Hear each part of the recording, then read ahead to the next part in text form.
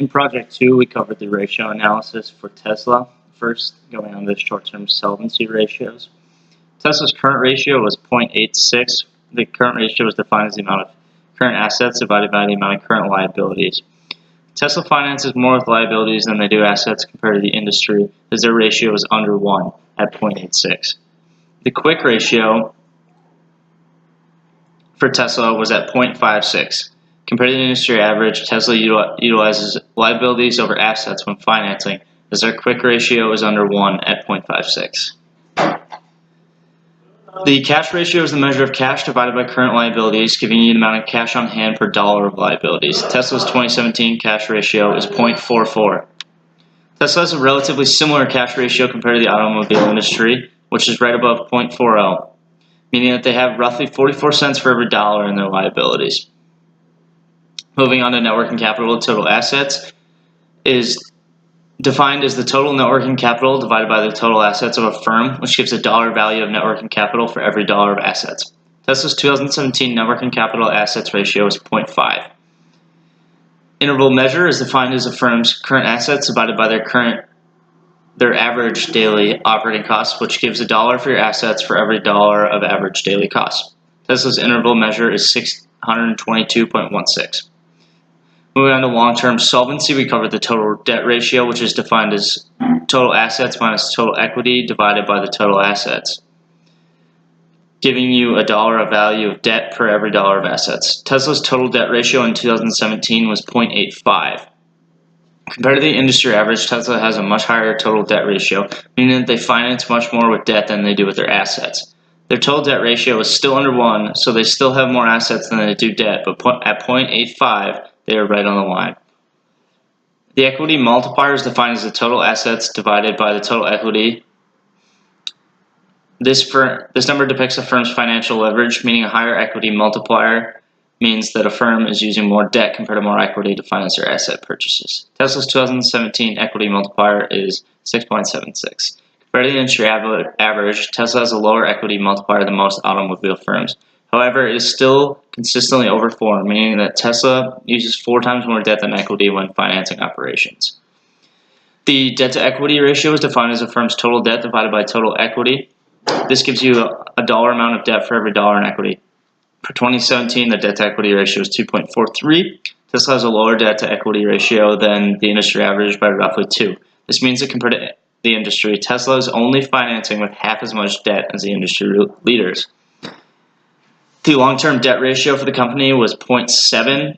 Long-term debt ratio is defined as a firm's total long-term debt divided by their long-term debt plus total equity, which gives the dollar value of long-term debt for every dollar in assets.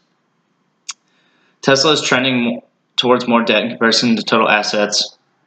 Tesla's long-term debt ratio is lower than the industry average, meaning that they tend to finance more with their assets than they do with their long-term debt. Moving on to times earned interest ratio, Tesla's tie ratio was negative 3.7. Tie ratio tells you how capable a firm is to honor their debts. The cash coverage ratio is a firm's EBIT plus their depreciation, all divided by interest, which gives a ratio that depicts how well a firm can pay off their current debts, using only cash and cash equivalents showing liquidity. Tesla's cash coverage ratio is negative 7.82.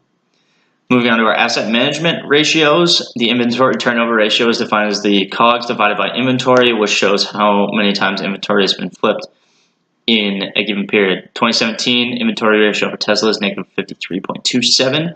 Tesla is a unique case because compared to Ford, Tesla is struggling to keep up with their demand.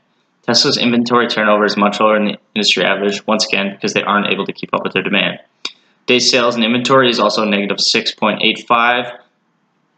This gives you a number of times inventory has been turned over a year. It's again negative as they cannot keep up with demand. Receivables turnover is calculated by taking a firm's sales and dividing it by their AR, which shows how effectively a firm can use its assets to generate sales. Receivables turnover is negative 470.36. Tesla, once more, has a receivables turnover that is much lower than the industry average due to their very large list of pre-orders and their lack of production to finalize these sales.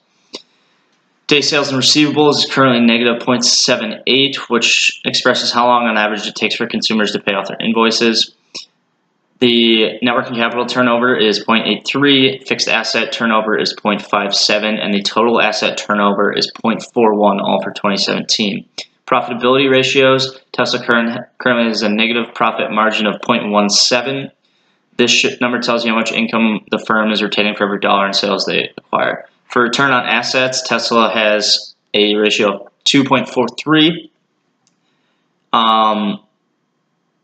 Moving on to ROE, they are currently at a negative 0.46. This shows that compared to industry, Tesla has a much lower ROE, again, due to their negative income. Moving on to market valuation, current P/E ratio for Tesla is negative 26.32. This is due to their negative earnings in the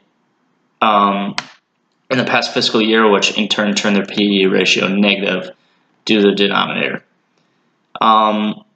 On the DuPont analysis, Tesla has a negative ROE, which is much less than its main competitor Ford. This is good for Tesla because it means they're a growing company.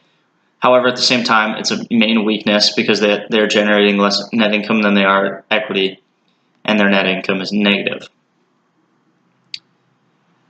In conclusion, Tesla's ratios are often seen as bad signs for the future growth of the company, as they have a currently negative net income and negative earnings.